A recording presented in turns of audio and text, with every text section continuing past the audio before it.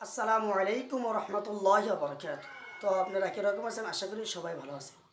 আল্লাহু আকবার, আল্লাহু আকবার, লা ইলাহা ইল্লাল্লাহু, আল্লাহু আকবার, আল্লাহু আকবার ওয়া লিল্লাহিল হামদ।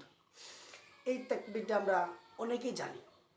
এই তাকবীরে তাশরিক এই জিলহজ মাসে এমন 5 দিন আছে, যে 5 দিন প্রত্যেক ফরজ নামাজের পর পুরুষ এবং মহিলা, নর এবং নারী সবারই একবার করে পড়া ওয়াজিব। সবারই এই আমলটা একবার করে করা ওয়াজিব।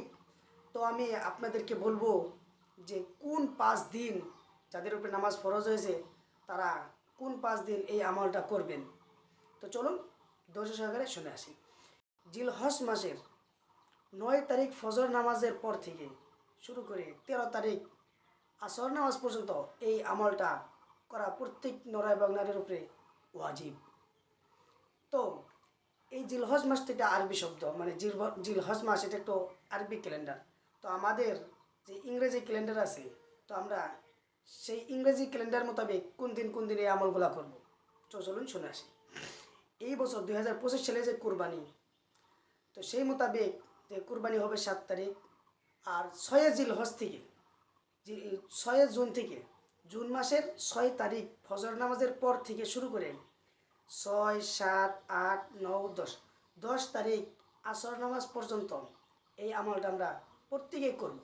এই আমলটা প্রত্যেকেই করব, কারণ হলো এই আমলটা আমাদের উপরে ওয়াজিব। যদি আমরা না করি তাহলে আমাদের গুনাহ হবে।